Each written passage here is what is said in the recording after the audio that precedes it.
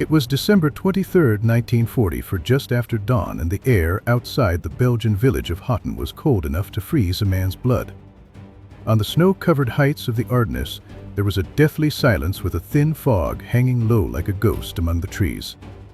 A German tank commander stood in the cupola of his vehicle.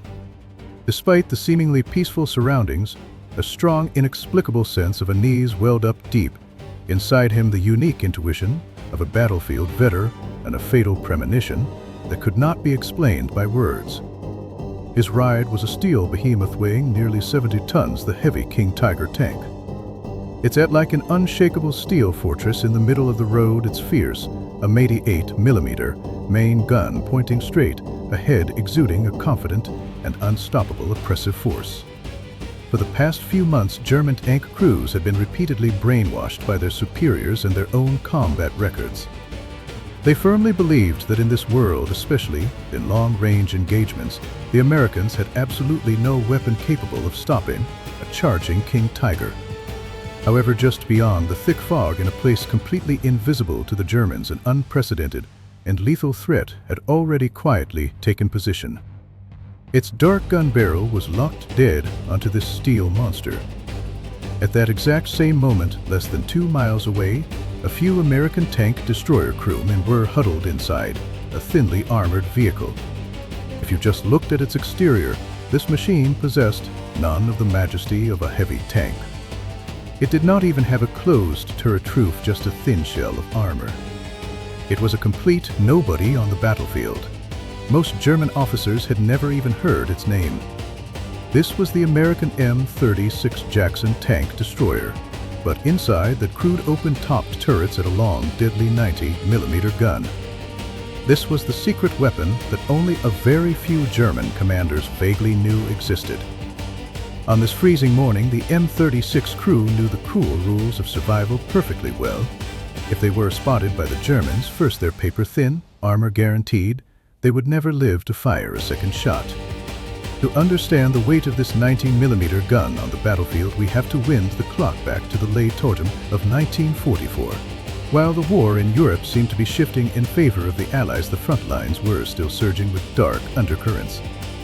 It was in this chaotic and uncertain time that the M36 Jackson was quietly pushed into combat.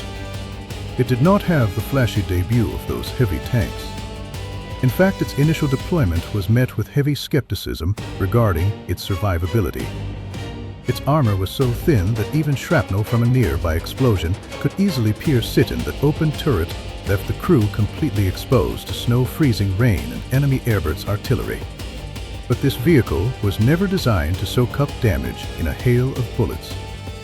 Its core soul, the only reason for its existence, was that 90mm M3 main gun. The sheer power of this can unformed a stark, almost comical contrast to the Jackson's flimsy defense. It was not just the heart of the M36, it was the American armored forces' only ray of hope against German heavy armor. As the frontline advanced, American commanders in Europe began to realize with mounting horror that their proud mass-produced M4 Sherman medium tanks were practically powerless against the meticulously designed German armor monsters. Whether facing the medium Panther or the terrifying Tiger, the Sherman's guns struggled to penetrate their thick-sloped armor at standard engagement distances. And when the even more monstrous King Tiger began making sporadic appearances on the battlefield, this firepower disadvantage turned into a waking nightmare. The King Tiger's incredibly thick frontal armor was virtually immune to direct fire from almost any Allied tank of the era. The Germans possessed absolute confidence in their armor. They believed that at 2,000 yards or more they could leisurely pick off Allied targets like ducks in a shooting gallery without suffering a scratch. This arrogance, born from technological suppression, gave German armored crews an untouchable swagger. Sherman shells hitting their hulls often left nothing but a shallow dent or simply bounced off, leaving American tankers suffocating under a blanket of helplessness.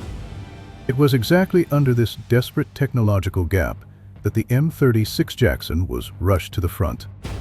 Frontline commanders no longer cared about its criticized lack of protection. They only craved one thing: the heavy gun sitting inside its turret. Brutal combat reports from France and the Hürtgen forest clearly showed that existing Allied tank destroyers could not effectively defeat German heavy armor at long range. The engineers made a bold, radical decision. They took the combat-tested, reliable chassis of the M10 tank destroyer and forcefully crammed in an anti-aircraft 90mm gun modified for ground combat and designated the M3. To get them into the fight as quickly as possible, engineers had almost no time to refine the details. The M36 crews had to figure out how to tame this top-heavy, over-gun dangerous machine on the fly, learning while bouncing along freezing snow-covered roads. Everyone was hyper-focused, executing their duties flawlessly. This was a psychological duel where a mistake meant death.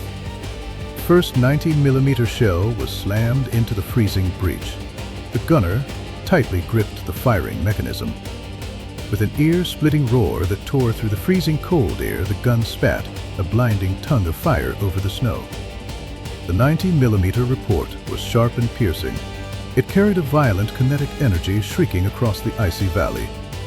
The heavy shell flew through the air for several agonizing seconds before violently smashing right into the enemy target. The very first shot did not instantly annihilate the enemy, but it struck right near the King Tiger tank's turret tring. Terrifying kinetic force violently jammed the massive turret. The sheer impact sent thick smoke billowing from inside. The stunned German crew slammed on the brakes, freezing the massive Tiger in the deep snow. They could not believe it. In their strict doctrine, it was totally impossible for any Allied weapon to pose a threat at such an extreme long range.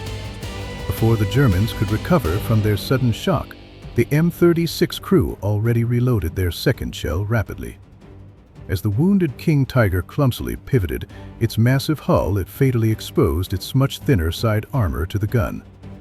The second 90mm armor-piercing shell arrived on time, swinging like the Sith of the Grim Reaper. This time there was absolutely no luck involved. The shell tore through the side armor like a hot knife through butter. For a split second the steel fortress shuddered. Then a raging inferno of orange flames erupted violently from the hull. The massive explosion sent heavy steel shrapnel raining down. German infantry scrambled wildly through the deep snow. They stared at the dark, silent forest, completely unable to comprehend it. The unknown was more terrifying than an assault. Their vaunted armor superiority and ability to destroy Shermans from afar had been shattered by an invisible force. Thousands of yards away, the M36 crew had absolutely no time to celebrate. The biting wind acted like razors. The long 90mm barrel was still radiating heat, forming a bizarre contrast to the cold. The crew gritted teeth. They knew that the shot had completely exposed their position. Lingering here with paper-thin armor meant certain death. The driver slammed the accelerator and the engine roared. The deadly steel sniper quickly reversed and vanished into woods. This was not an isolated incident. As the Battle of the Bulge dragged on, this chilling scenario played out everywhere. The Americans had not deployed some heavily armored super tank. They had hidden these fragile assassins in the shadows.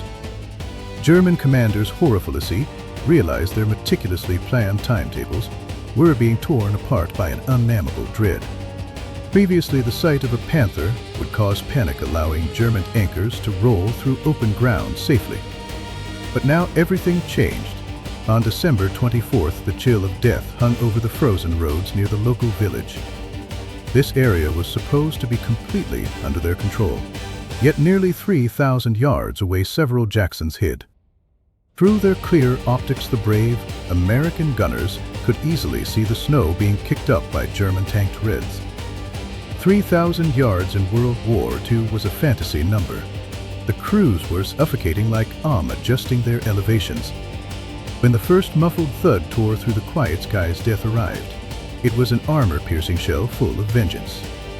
It traced an invisible trajectory and violently smashed into the side armor. Thick steel folded exactly like thin cardboard. A chain reaction of explosions rippled through the column. Arrogant steel beasts were turned into burning iron coffins. German tank crews did not even have time to traverse their heavy turrets before they were swallowed by the towering flames. This extreme-range massacre completely paralyzed the supply line. Precious time simply bled out hour by hour, mile by mile by mile. Subsequent battles completely destroyed their psychological defenses. Days after Christmas, Lieutenant Charles Weaver fought. Though extremely young, his eyes held the sharp look of a veteran. He knew exactly what his two combat vehicles were worth. To survive this brutal duel, he ordered men to dig in behind a ridge. Braving the freezing cold, they hacked at the ground. He issued a harsh directive saying, "This is a sniper duel. You must secure a one-hit kill at range and reverse immediately." Just past 10 in the morning, the fog cleared. Several Panthers and King Tigers moved cautiously toward the snowy ridge.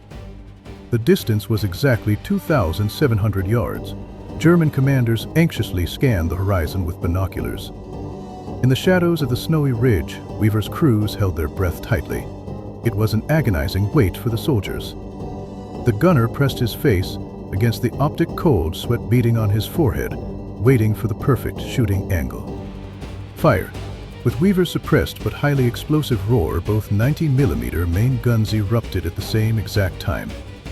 Massive recoil slammed the heavy vehicles backward as blazing fireballs instantly melted all of the surrounding deep snow. The heavy shells hung in the freezing air for almost 3 seconds, a complete lifetime for the men on both ends of the gun. Then a horrifying and sickening sound of aggressively rending metal forcefully echoed across the entirely quiet snowy valley. The lead King Tiger erupted in bright sparks just below the turret, the terrifying result of a high-velocity shell impact. Though missing immediate ammo, cook off the massive kinetic shockwave shattered mechanics, knocking out the gunner and leader. The beast was paralyzed dead in tracks.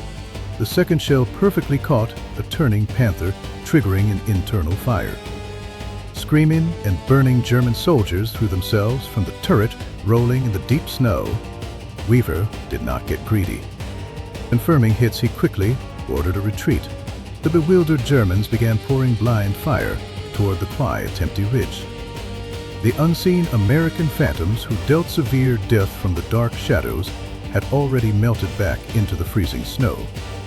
The absolute climax of this brutal hunting season, however, occurred near the small town of Marche on December 30th. It was without a doubt one of the most spine-chilling long-range sniper engagements of the entire Ardennes winter campaign. An M36 from the Tank Destroyer Battalion encountered a stationary King Tiger at the absolute limit of 3,000 yards. Tiger sat at a crucial crossroads, its massive bulk and armor thickness making any allied approach seem like sheer suicide. But for the deeply focused M36 crew, this heavy stationary beast was the ultimate once-in-a-lifetime sniper target. They patiently maneuvered into an elevated overwatch position, using the thick forest shadows for absolute total concealment. The first shot, a heavy 90mm shell, tore through the sky and slammed into the impossibly thick Tiger gun mantle T. Though it failed to penetrate, the deafening impact and sheer concussion scared the living daylights out of the crew inside. Before they could even figure out the direction of that terrifying blow, a second shell arrived at a wicked downward angle. This extreme distance shot aimed straight for the vulnerable weak joint precisely located on the Tiger's upper front glacis. It deflected off the thick armor plate, but not before violently gouging a horrifying deep crater right into the cold steel. Panic completely set in. The German crew desperately tried to find cover, but pinned at this extreme range, it was futile. Then death tolled its heavy bell a third time. The shell coldly tore through side armor exposed during its frantic pivot. This time there was no miracle and absolutely no deflection. The sharp penetrator slid through invincible steel like butter. A catastrophic ammunition detonation immediately followed, tearing the massive heavy tank to pieces in a split second. The colossal tank turret was blown dozens of feet into the freezing air before crashing down onto the blood-stained snow. The towering flames burned brightly in the freezing night sky for hours, making the inferno visible from many miles away. That violently raging fire did not just illuminate the extremely long and absolutely cruel winter night of the Ardennes. It completely incinerated the once untouchable pride and extreme overconfidence of the elite German heavy panzer tank forces. From that exact pivotal moment onward, the psychological momentum of the brutal battlefield completely inverted forever. Those arrogant German heavy commanders who lived by the mantra distance is safety became intensely paranoid and neurotic. Every single heavy step forward across the endless freezing European snowfields filled their hearts with suffocating dread. Every unassuming ridge and ordinary patch of woods could be hiding an American assassin brutally gutting them from far away. This deep sense of extreme powerlessness spread like a plague, causing their tactical movements to become incredibly stiff. Jacksons lurking in shadows used violent 90mm guns to prop an unbreakable umbrella for the collapsing infantry. They were definitely not shining knights charging ahead. They were absolutely ruthless assassins hiding in the biting wind. When weather cleared, allowing aircraft to fly, you realized thin-skinned vehicles had already dismantled German armor myth. This legend of extreme range armor combat remains one of the most shocking and underrated hymns of ice and blood in history. If you enjoyed this hardcore breakdown of history's deadliest armored engagements, be sure to like and subscribe for more. I am your battlefield strategy observer analyzing the past. I will see you on the next freezing frontline of history.